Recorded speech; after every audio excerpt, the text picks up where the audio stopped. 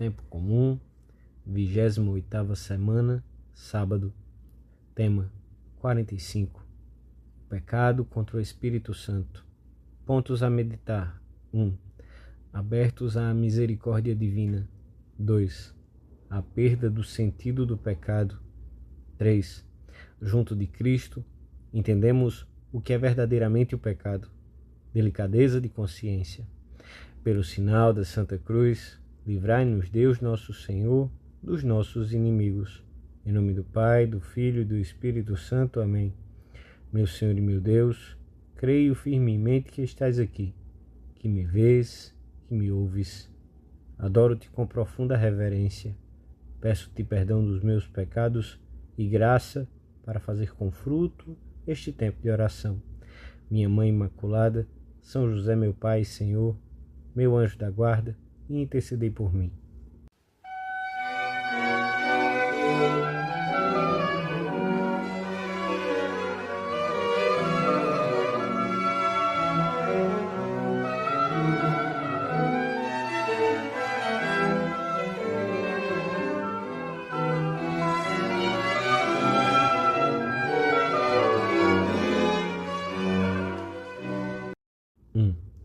São Lucas transmite-nos no Evangelho da Missa de hoje uma dura sentença do Senhor. Todo aquele que falar contra o Filho do Homem será perdoado, mas aquele que blasfemar contra o Espírito Santo não será perdoado. São Marcos acrescenta que esta blasfêmia jamais terá perdão. Quem a cometer será réu de castigo eterno. São Mateus situa a sentença num contexto que explica melhor as palavras do Senhor. Relata o evangelista que a multidão assombrada com tantas maravilhas perguntava-se: porventura não será este o filho de Davi? Mas os fariseus, mesmo diante de tantos prodígios que não podiam negar, não querem dar o braço a torcer e encontram como saída atribuir ao demônio a ação divina de Jesus. É tal a dureza de seus corações que, para não ceder, estão dispostos a tergiversar radicalmente o que é evidente para todos. Por isso murmuravam: este não expulsa os demônios, senão por virtude de Belzebu, príncipe dos demônios. A blasfêmia imperdoável contra o Espírito Santo consiste precisamente nesse fechar-se à graça, em tergiversar os fatos sobrenaturais. Isso é excluir a própria fonte do perdão. Todo pecado, por maior que seja, pode ser perdoado porque a misericórdia de Deus é infinita. Mas para que se possa receber esse perdão divino, é necessário reconhecer as culpas próprias e acreditar na misericórdia do Senhor. O endurecimento de coração daqueles fariseus impedia que a poderosa ação divina chegasse até eles.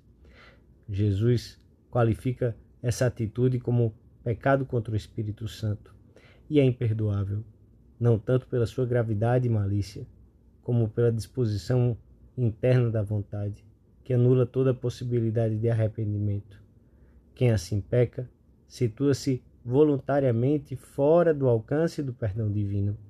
O Papa João Paulo II chama-nos a atenção para a extrema gravidade dessa atitude perante a graça, pois a blasfêmia contra o Espírito Santo é o pecado cometido pelo homem que reivindica um pretenso direito de perseverar no mal, em qualquer pecado, e por isso mesmo rejeita a redenção.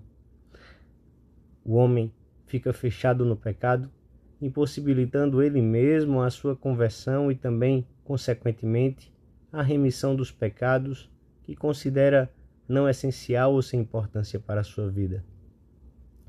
Pedimos hoje ao Senhor uma sinceridade radical e uma verdadeira humildade para reconhecermos as nossas faltas e pecados, mesmo os veniais, que não nos acostumemos a eles, que sejamos rápidos em procurar o sacramento do perdão e que o nosso coração seja sensível à ação do Espírito Santo. E pedimos a Nossa Senhora o santo temor de Deus, para nunca perdermos o sentido do pecado e a consciência dos nossos erros e fraquezas. Quando temos a vista turvada, quando os olhos perdem a claridade, precisamos ir à luz. E Jesus Cristo disse-nos que ele é a luz do mundo e que veio curar os enfermos.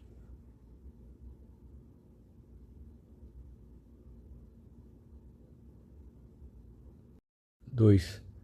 Jesus Cristo deu-nos a conhecer plenamente o Espírito Santo como uma pessoa diferente do Pai e do Filho, como o amor pessoal dentro da Santíssima Trindade, que é fonte e modelo de todo o amor criado. O Espírito esteve presente em todas as ações de Jesus, mas foi na última ceia que o Senhor nos falou dele mais claramente. É uma pessoa diferente do Pai e do Filho e muito próximo da redenção do mundo. Jesus refere-se a ele como Paráclito ou Conselheiro, isto é, advogado e confortador. A palavra Paráclito era usada no mundo profano grego para designar uma pessoa chamada a assistir outra ou a falar por ela, especialmente nos processos legais. O Espírito Santo tem por isso uma missão muito particular na formulação dos juízos da consciência, nesse outro juízo tão especial da confissão, em que o réu sai absolvido para sempre das suas culpas e cheio de uma nova riqueza. A misericórdia divina que se exerce por esta ação misteriosa e salvífica do Espírito Santo encontra no homem que esteja em tal situação de falta de abertura à ação da graça uma resistência interior, uma espécie de impermeabilidade da consciência, um estado de alma que se diria consolidado em virtude de uma escolha.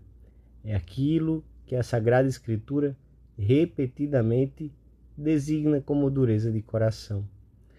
Na nossa época, a esta atitude da mente e do coração corresponde talvez a perda do sentido do pecado.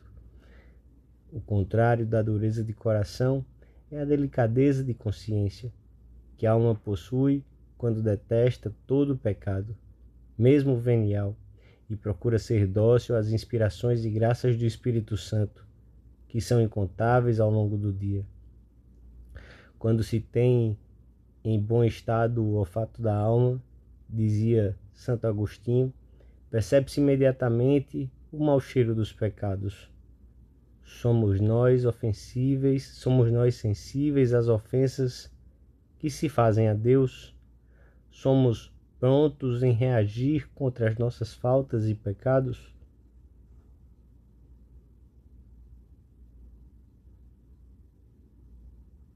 Três. Muitos homens vão perdendo o sentido do pecado e, consequentemente, o sentido de Deus. Não é raro que no cinema, na televisão, em artigos de jornais, se ventilem ideias e acontecimentos contrários à lei de Deus, como se fossem assuntos normais, que às vezes são deplorados pelas suas consequências nocivas à sociedade e ao indivíduo, mas sem referência alguma ao Criador.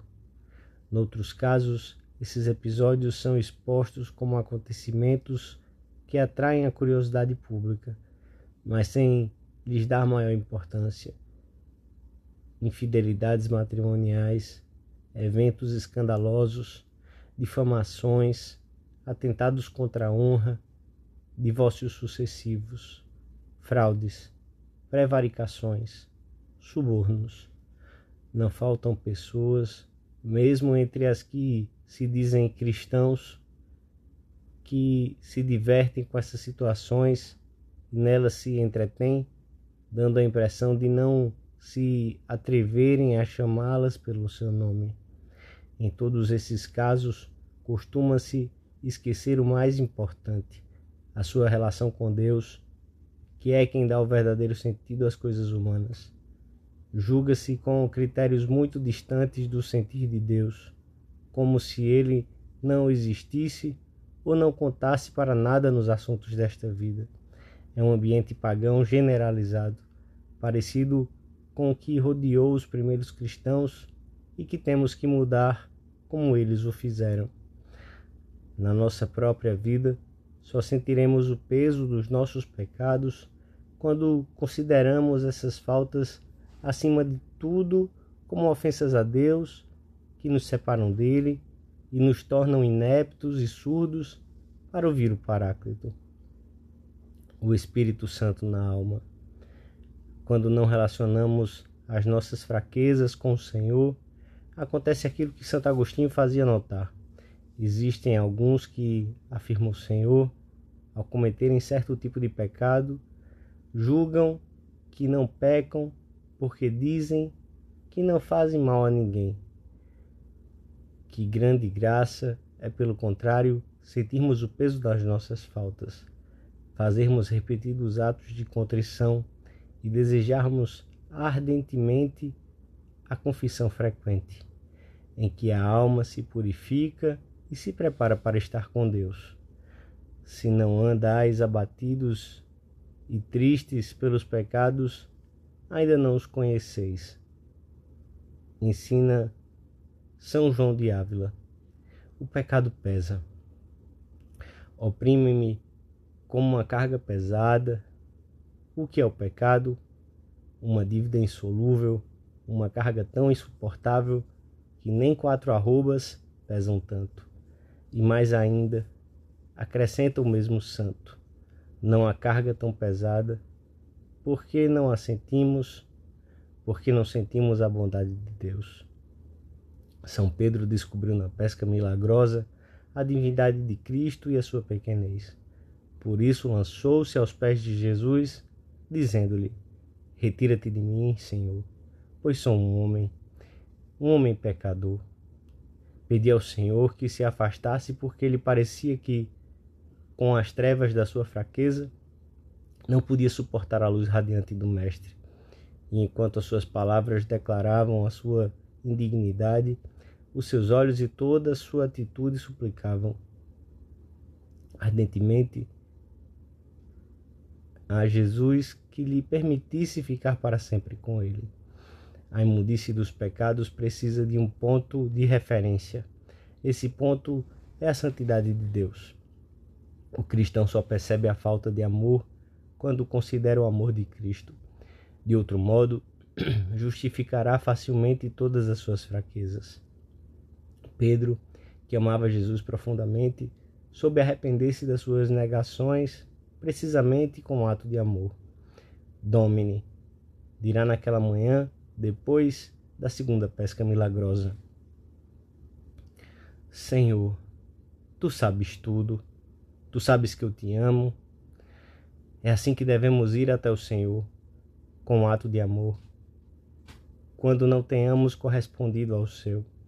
A contrição da alma, uma grande fortaleza, devolve-lhe a esperança e comunica-lhe uma particular delicadeza para ouvir e entender a Deus. Peçamos com frequência a nossa Mãe Santa Maria, que foi tão dócil à ação do Espírito Santo, que nos ensine a ter uma consciência muito delicada, que não nos acostumemos ao peso do pecado e que saibamos reagir com prontidão ao menor pecado venial deliberado. Dou-te graças, meu Deus, pelos bons propósitos, afetos e inspirações que me comunicaste nesta meditação. Peço-te ajuda para os pôr em prática. Minha Mãe Imaculada, São José, meu Pai, Senhor, meu anjo da guarda, intercedei por mim.